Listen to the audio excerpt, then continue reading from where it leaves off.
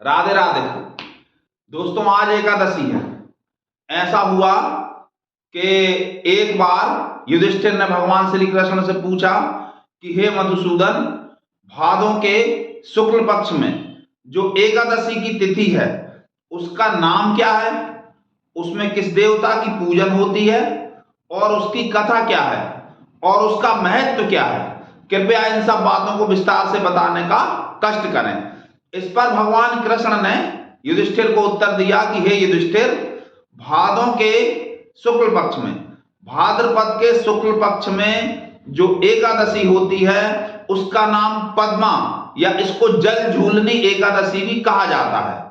इसमें भगवान ऋषिकेश का पूजन होता है और इसका व्रत करने से मनोवांछित फल की प्राप्ति होती है।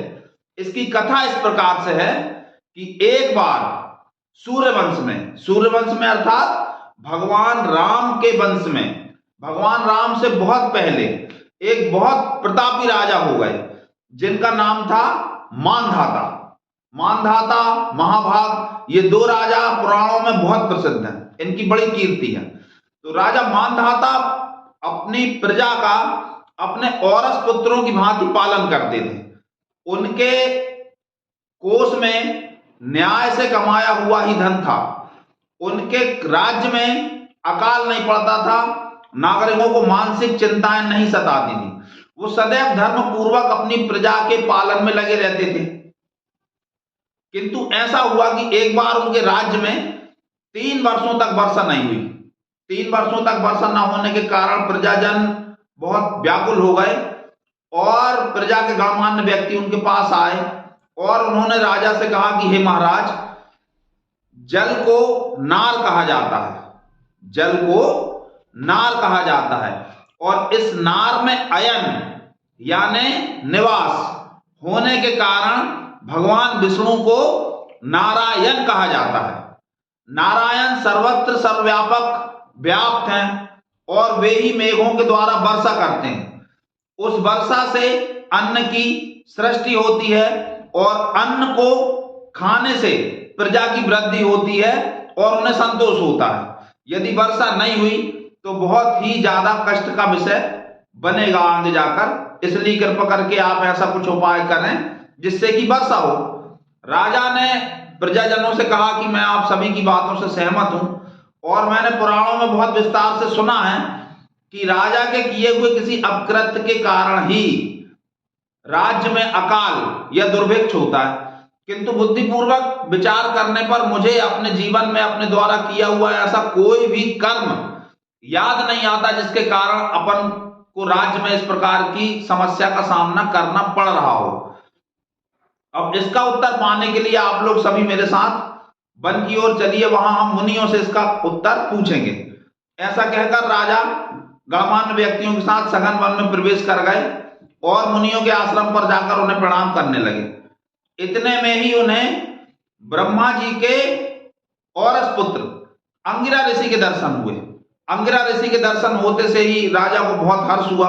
राजा ने अपनी इंद्रियों को वश में करके साष्टांग दंडवत करके मुनि को प्रणाम किया और उनसे पूछा कि हे मुनिवर, मेरे राज्य में वर्षा नहीं हो रही, इसका क्या कारण है। इस पर अंगिरा जी कुछ क्षण के लिए ध्यानस्थ हो गए। उसके उपरांत उन्होंने कहा कि राजन, तुम्हारे राज्य में चारों वर्ण अपने अपने धर्म में संलग्न रहते हैं, किंतु एक शूद्र तपस्या कर रहा है। यदि तुम उसकी तपस्या बंद करवा दो तो तुम्हारे राज्य में वर्षा अवश्य होगी।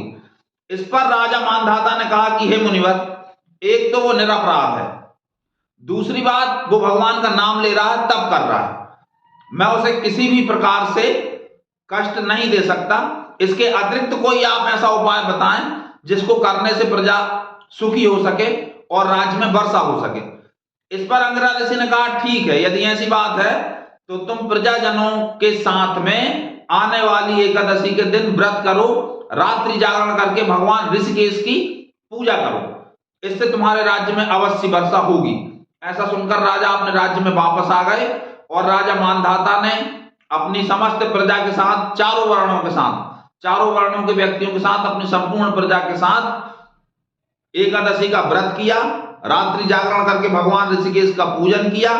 इससे उनके राज्य में पर्याप्त वर्षा हुई और अन्न की सृष्टि वापस हो गई, फिर से खुशहाली छा गई। इस कथा को सुनने से वाजपेयी यज्ञ का फल मिलता है और एकादशी का व्रत करने से और रात्रि जागरण करने से आपकी सभी मनोवांछित अभिलाषाएं पूर्ण होती हैं। इस दिन जागरण करके भगवान विष्णु का पूजन करें। रात्रि में दीप जलाकर, ज्यादा ना हो सके तो 12 बजे तक जागरण अवश्य करें। आपको कथा कैसी लगी कृपया कमेंट बॉक्स में बताना बिल्कुल भी ना भूलें और हमारे चैनल को लाइक और सब्सक्राइब जरूर करें। बहुत बहुत बहुत धन्यवाद। राधे राधे।